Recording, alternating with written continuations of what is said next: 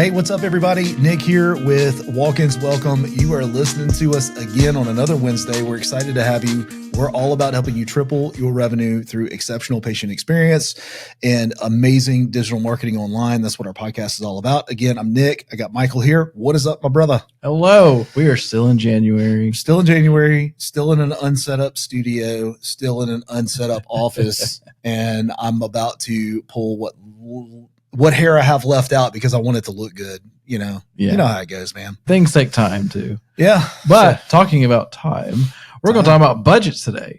I don't know how you made a time to budget, but that's well, okay. You have to budget your time. Yeah, that's you true. got to budget your money. Right. And time is money.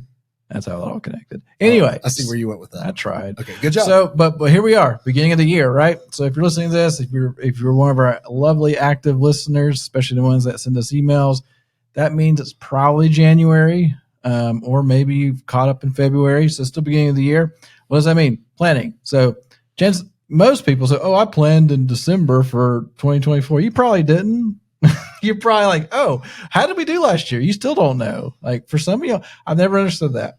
You have all these accounting people that don't know how the year prior went until like February. That's right. I've never understood that. But, because our accounting person, Kim, she's like, I'll let you know immediately. Like, she's awesome. But anyway, so what are we talking about today? Budgets. So we have like real data here. We're not just pulling stuff out of our butts on this one. Like, it's straight up. We have actually planning sheet too. So if you guys have interest, we're going to be working through a planning sheet that we've developed. Happy to give away. So if you're like listening, like, actually, can I have that? Absolutely. Just send us an email. We'll send it to you. We'll send you a copy of it. It is a Google Sheet, which means if you're a big old Excel person, you can still download it into an Excel file and then play with it. But there's actual formulas in here and all the things. But all that being said, we're going to paint a picture, right? Let's paint a picture of a pretty healthy urgent care from a financial standpoint. Right. Our view of healthy in this scenario would be about $1.5 million a year in revenue. Right. So if you are listening right now and you float around that area, we're about to give you some numbers that could be super informative to you.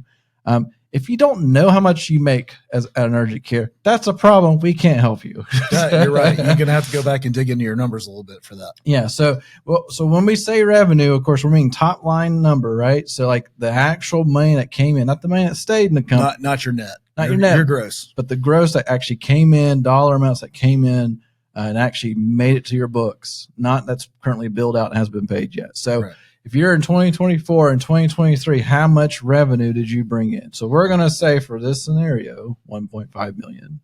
So let's set the table a little bit here. Here's what we know. We've worked with tons of urgent cares. We've been doing it for years now. And what we know is on average, a peak performing clinic can bring in somewhere between $2.8 and $3 million a year. That's 60 patients a day if you're open up 6 days a week. And that's an average of $220 of value per patient per visit. Yeah. Okay. So that's the data that we're going to be working off of. And again, if you're in Birmingham, Alabama versus, LA versus Chicago versus Mississippi, like I'm using an average, and we've been able to work with this all over the country with all of the urgent cares that we've worked with over the years. Right. Yeah. So what we're going to do today is just kind of talk about how to allocate those marketing dollars, percentages, time frame rollouts. And this budget worksheet is one that we go over in detail in our webinars. If you haven't caught one of our webinars, I highly recommend you do it. It's not an hour and a half long sales pitch. We're working with you, showing you how to do things. Yeah, this is like a taste of what a webinar would be. Well, this will be on our upcoming webinar that probably happened after you're hearing this episode. But with that being said, you can go back and listen to that, and you can see the walkthrough that we did, most likely with somebody in real time with their business. Yep. But we're going to build this off of an annual projected revenue of $1.5 million, and we're going to do it off of a marketing budget of 8%. Okay, so 1.5 million, 8% marketing budget. So which should be noted, we're not asking for the 10% that the world says is the standard. Yeah, 10% typically is a standard marketing budget. A lot of people, to be honest with you, aren't even doing 5%. Yeah, they're like doing 2%. But if you are a healthy-minded business owner that understands that marketing is a part of your strategy, I think I meet you in the middle, and we're going to say 8%. Yeah, and this is the idea that you're not only, this is something we learned with urgent cares, because loyalty is a challenge in urgent cares. Yes. And people just don't think, and they're looking for convenience. And so we recognize that majority of your patients coming in aren't necessarily repeat patients. These are a lot of new, and that means marketing is an essential part of this, whether you like it or not. But at 8%, though, we're not being, trying to pull too much out of it. So 8% of 1.5 million is $120,000 a year. Now, so just so that we have fun for just a second, I'm going to do this real quick. Let's change that to 5. $75,000 a year. If you're one of the normal people out there, you're spending 5%. It's $75,000 a year in budget at a 1.5 million projected annual revenue. Let's do it what the world tells you. Yeah, 10%, $150,000. So we're splitting the difference, right? Yeah, I'm going to go back to 8. $120,000 right a year, which is $10,000 a month, and we'll go through this, but we're not just saying that $10,000 is pushed onto a marketing piece. No, right? we're gonna actually break that down for you. We want to show you how this money works because, the best thing that we can give you is information. Information is power whenever you're trying to make decisions, especially for your online marketing. Here's the thing. We know that you're a good doctor. We know that you're a good clinic manager.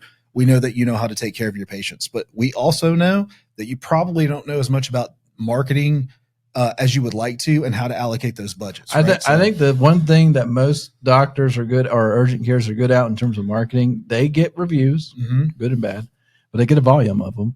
And then you guys are very good about making sure you have a very pretty sign on your front door or on your building. And let me just tell you, 100% agree with the money that you invested in that. Oh, we recognize we're in digital, but we fully recognize that drive-by traffic is real. Yep. Because in the urgent care world, it's like, oh, I'm sick. There's somebody. Yep. And we even have a client that they don't even brand themselves. They just slap up urgent care all red letters because they recognize that's what people are looking for. That's what people are looking for. The right location. So you have your physical real estate and you have your digital real estate. Yep. But from that physical real estate, investing in a good sign. I have a friend of mine that does signage. Yeah. Right. Literally called signage. That's the name of the company. But I love his motto is a bad sign is a sign of bad business. Yeah. It's a really good. I mean, honestly, yeah. I mean, yeah. And that something just going on that for a second. I remember one of my, I had a retail marketing class at UAB. Now it's been 12 years ago. Okay. 15 years ago, a long time ago. But it was real fascinating. So the teacher was, or professor, he wasn't like your typical professor. He ran a grocery distribution company. And so like his biggest grocery stores were Kroger. Right. And he purposely bought up a bunch of distribution companies to sell himself because he saw Walmart grocery coming. He's like, I can't compete with that. And so he built up, sold out, and got out. Okay. But talking about sign of bad business, he told us in the class, he said, because he's walked into so many grocery stores over the years, he said, you can see bad cash flow in a grocery store or any retail if you look up. The lights are out? If lights are out, that makes total sense. They're not fixing them because they can't afford to. Yeah. And it's good enough, right? Because if you think about that, if you go into a Walmart, have you ever looked at how many lights there are in a Walmart? It's a good point. It's funny that you mentioned that because I walked into a Piggly Wiggly. Now, just so that we're clear, that Piggly Wiggly is a great brand. I don't need hate mail, okay? That's not what I mean. And they have loyal customers. This particular Piggly Wiggly, though, was an independently owned one, and it wasn't corporate. And I am now thinking like the flickering light when I was in the meat section. and I'm just all of a sudden I'm walking. It's being rebuilt, by the way. Okay, that's probably rebuilt. Part of it. Yeah, so that could be a thing too because my father-in-law is a builder and he's trying to get this job anyway. So I'm in there. So they probably quit caring about it. They probably did. But it's funny that you mentioned that though because I'm seeing a flickering light over here. I'm seeing some white lights that have been replaced and the old yellow dingy ones that are the next aisle over. You're like, oh my God, I feel like I'm in a horror movie. Well, speaking of horror movie, Courtney was in Target the other day and all the lights went out. Okay, that's a horror movie. And for like 10, 15 seconds and there were no emergency lights. Or a really good one from back in the 80s when they anyway. We got distracted here. But all that being said, like the sign of bad business. Just as a side note, people, the way your building looks, the way it feels on the inside, that's really part of marketing too, because you got to give them a good experience. And if they walk in, it's like, this feels it's like going to a restaurant. Does it feel dirty? You probably just going to turn right back around. Right. So, and because, you don't have in a restaurant, you have the clean rating, right? That people have written up, it's a 98. I feel pretty good. Right. We don't really have that in urgent care. They have a 75 on their healthcare report. So that's not what you see. But anyway, all that being said, wouldn't that be funny if they rated every business the way they rate food restaurants? I get it though. That's my food. I'm putting it in me. There you go. Yeah, exactly. Well, they put shots in you, I guess. Anyway, so talking about signage, that's part of the marketing piece. Chances are, if you have a great sign, you did that at the very beginning of your business, and it may just be everything's fine. So this budget may not be reflective of that sign, right? Because you probably already have one.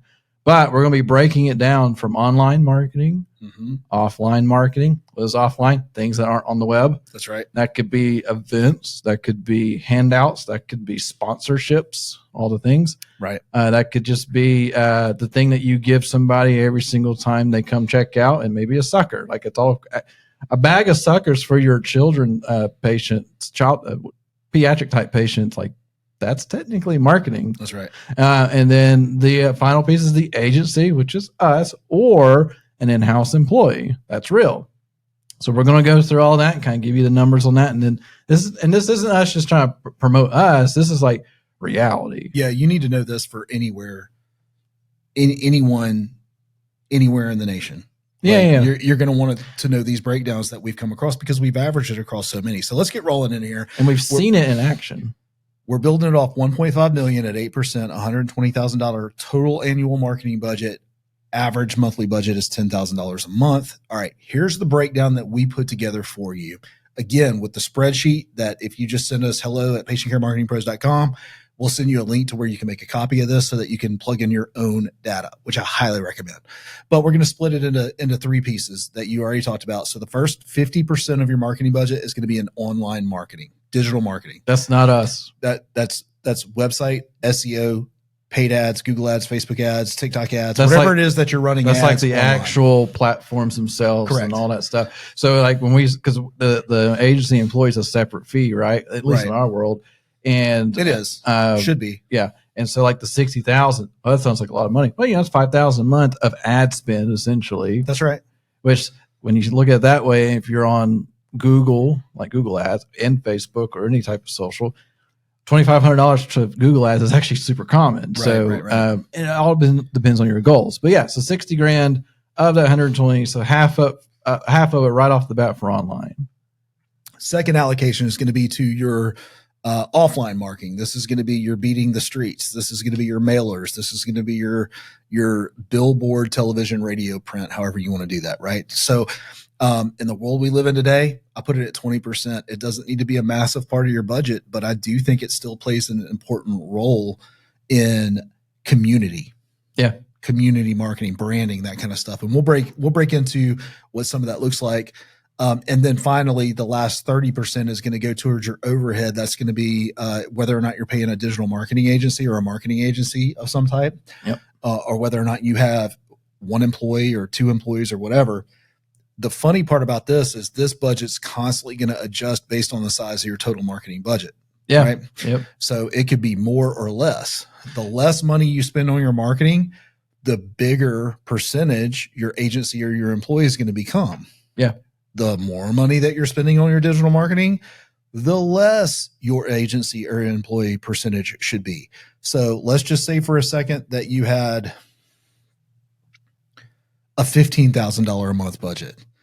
Really, you should change your numbers to where that agency reflects a smaller, or that employee reflects a smaller amount of budget toward that overhead. Yeah, because that ad spend and stuff, that's a volume game at that point. It is. Once you have it dialed in, and this is one thing that we really enjoy about Google Ads. Once it's dialed in, it's like, how far can I turn the dial? That's right. And that's where the ad spend becomes a big deal. But so anyway, so the agency employee, we're saying 30%, which is $36,000 a year, which is $3,000 a month. Right. Now the question to you, can you hire an employee in-house to do this for $36,000 a year? Yes, asterisk. Yes, in your eyes, maybe. But we know that's what we pay our entry-level employees. basically. I don't even mind throwing it out there. We're transparent in what we do. We have assistants and really just marketing assistants or SEO assistants. Then we have our specialists. Then we have our management. Yeah. Right. And so that's the tiers that we have. And of course, then you get into like VPs and owners and all that kind of stuff. But that's not the point. So that's an entry level position. Well, so then the question really has to come into play. You have to make this decision, y'all. I'm not mad at you either way. It's going to sound like an agency pitch. Just put that out of your mind for a second. Okay. You have to decide at 36,000, do I want an entry level person to handle all of my digital marketing, or do I want to take that same money and invest in an agency that is an expert in all of the areas that they say they're experts in, right? Can they design my website, fulfill my search engine optimization, fulfill my Google ads, post for me regularly on our social media, trained, educated? This is all they do every day for about 36,000 a year. Yeah. Or do I want an entry level person? This is the things that you have to think about, right? Yeah. Well, and so here's the thing. So I know I just about finished a $100 million leads book. Such a good book by Alex Hermosi. Yeah, Alex Hermosi. If you're curious to how to build a business, now he is definitely a digital focus on just about everything he talks about. Sure. But he has an entire section about how to get rid of your agency. And so I was listening through that, and I kind of like that too, by the way. Just as an agency owner, I like the thought process behind it. Yeah. So the thought process is like you bring on, and you have to like find the agencies that are willing to do this, where they educate you guys the customer on what's going on, but you be upfront with them. So here's the thing. So, cause I know a lot of people are like, I don't want to be stuck paying an agency the rest of the life of my business for marketing. Why can't I do it myself? Okay. So you could, right? Cause I mean, we have quite a few clients over time that have grown and they're like, hey, we're taking it in-house because we've gotten to a point where we can bring it in-house, able to hire the talent that we want to hire, and they're going to focus on us. That's great. We've had that happen to us. We get it. Ultimately, I mean, that's what we want in some ways, where they've grown so much they don't need us. We did our job. So, because the opposite is where we keep doing our job, but they're not growing. That's a problem. Yeah, right. So, so to keep that in mind, like you were going to hire an agency, and then you're like, well, I want to get out of the agency world at some point. And well, great. Follow along on the best practices and what's working. Just ask questions and see what happens. And then if you're transparent with the agency, like if you're transparent with us, that's the goal. It's better to know that than like, are you trying to steal our stuff? Because that's the thought process sometimes. It is. But at the end of the day, it's like, what makes sense for you? So, and just to kind of put in perspective, like, okay, I want to go in-house. I want to hire somebody at 36,000 is an entry level position. We recognize that. But what does like a high-end person look like? High-end person is probably over $100,000. Yeah. So He's going to click on. I mean, you're looking at 80%. 80% of that budget would be for a dedicated marketing person. And here's the thing that we've learned: majority of those marketing people can do 3 of the 5 things pretty well, and they just don't have time for the other things. Right. It depends on how you set them up for success or not. Sometimes you say, "Here, take it and run with it. I'm paying you a bunch of money. You'll figure it out." Doesn't work out. But we've had actual marketing managers on this podcast from urgent cares and things, and you can tell like the ones that know their stuff. Like we don't bring people on that don't know much. Like they know their things and they're bringing things to the table, and they're not managing a single location. Well, I was going to say I'm about to frustrate our audience right now who has this mentality of we're going to bring it in house, right? Yeah. Here's what happens: they bring it in house and they hire a marketing manager, and that marketing manager then turns right around and outsources it right back to the people who are experts. At that point, really, you're not replacing us with a marketing manager. You're replacing yourself with a marketing manager. Yeah, that's true. That's the truth of it. Now, instead of you having all of the conversations with your agency, you have a marketing manager who is holding accountable the agency, making sure that information is flowing both directions, making sure that everything's being executed. Quality properly. Is there and everything. So you're hiring internal representation. Yeah. Right. And I think those who understand that way exceed their value. Yeah. Right. Because the ones who come in to say, we're going to replace our agency or whatever with this one person who does all of these 10 things. And then a year later, that person's gone. They're lying to themselves is the problem. And I'm not mad at you. You got to do what you got to do for your business. But let's keep going, because I'll sit here and talk about this one on one. Well, and that's something good to know, because I think I don't know of a single marketing manager we've talked to that didn't outsource, even if they were looking at us, but like we outsourced the video, or we outsourced this, or we outsourced because we could focus on the bigger picture. What I found is they're all really good at SEO, but like not good at any of the rest of it.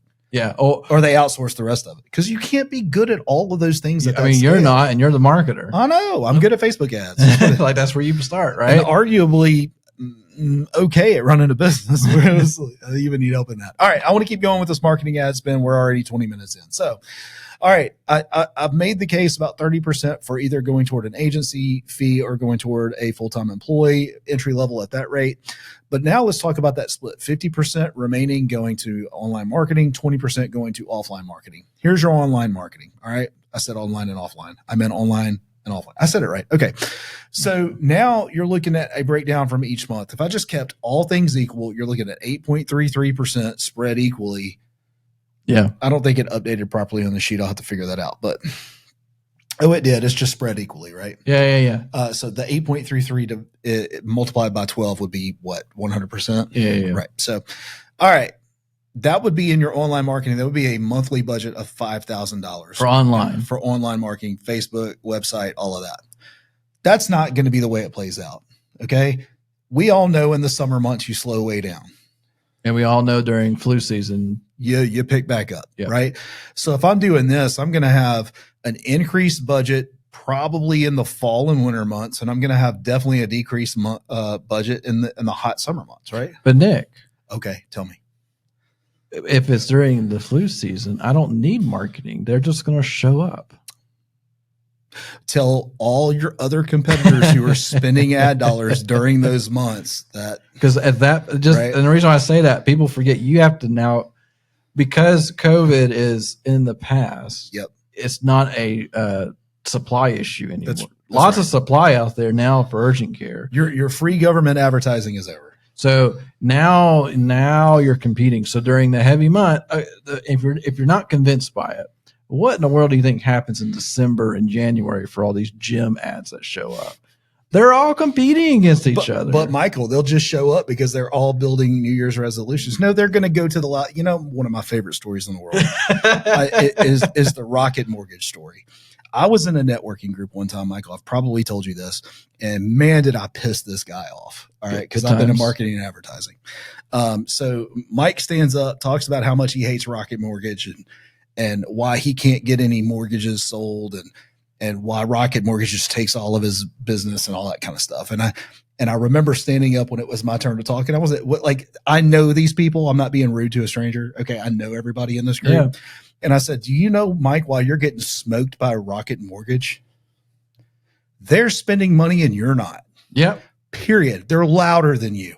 So if you're listening to me right now, urgent care owners, listen up to me. Are you ready? Look me in the eyeballs. I got you right here. Okay.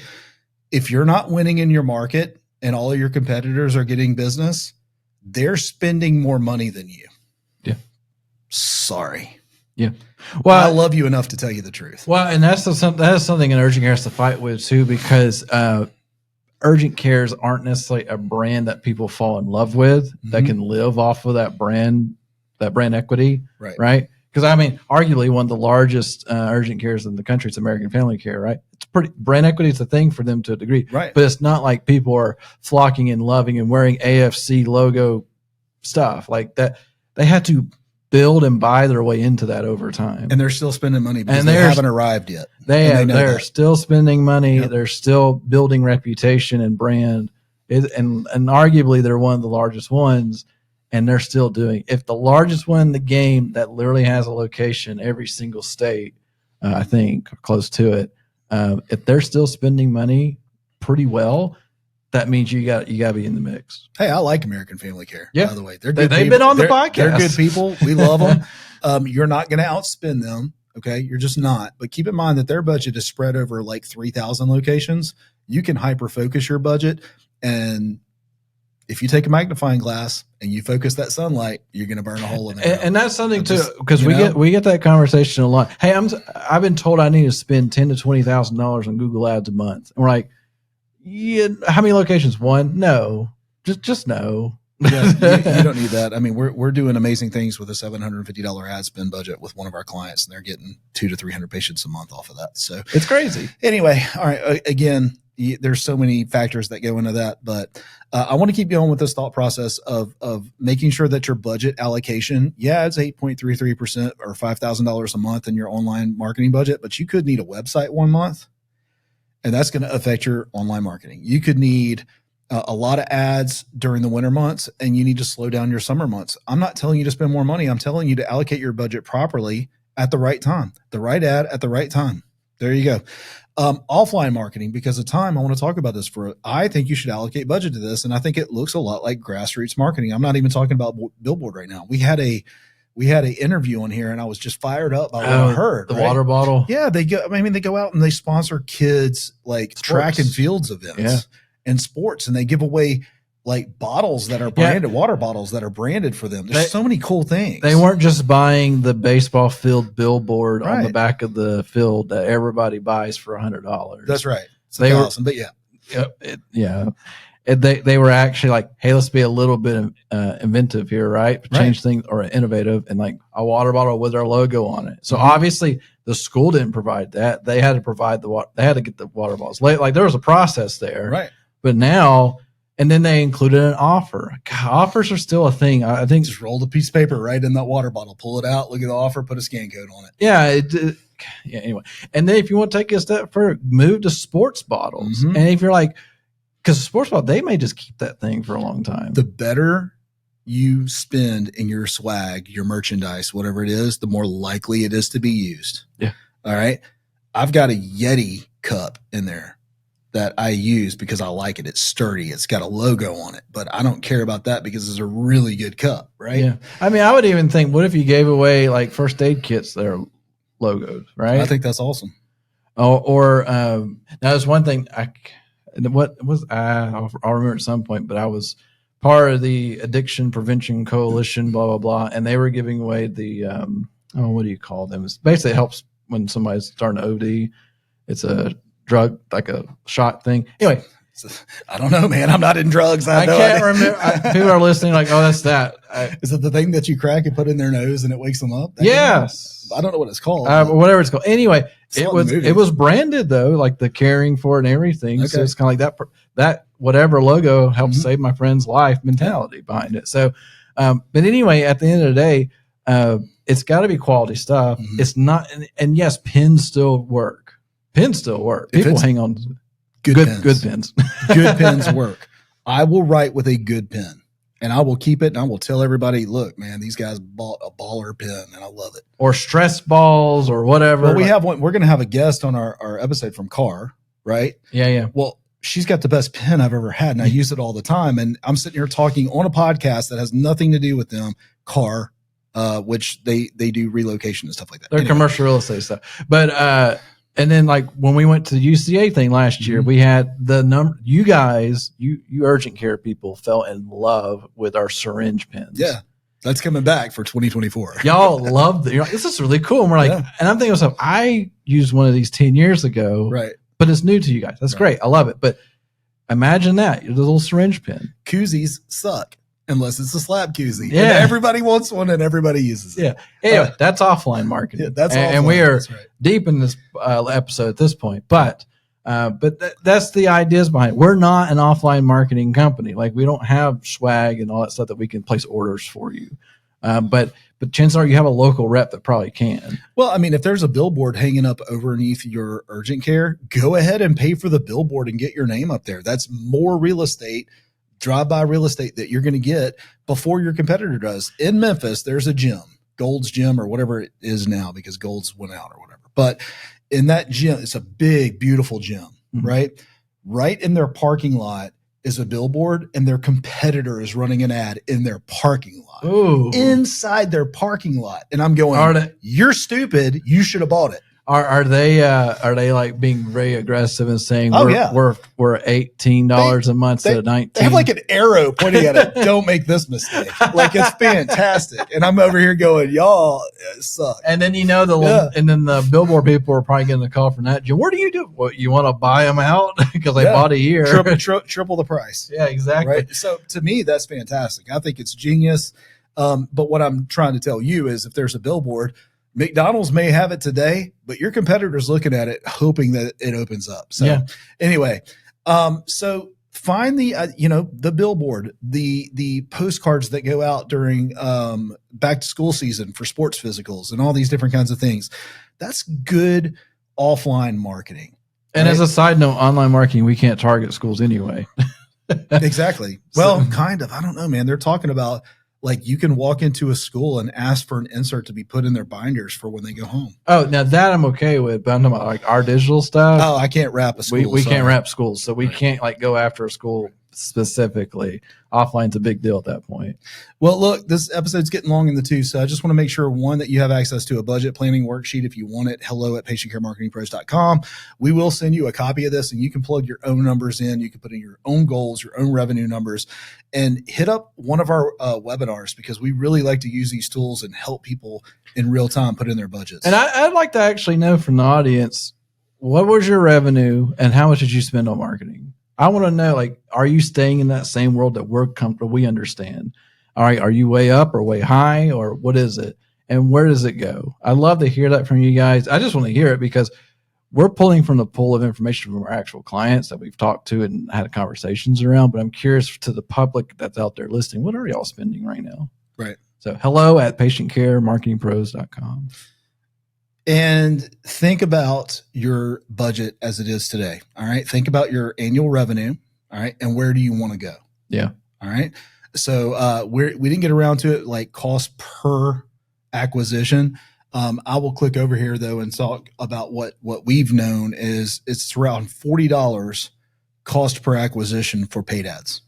All right. $55 if it's telehealth. That's actually harder. Vaccinations are super easy. It's $25 cost per acquisition.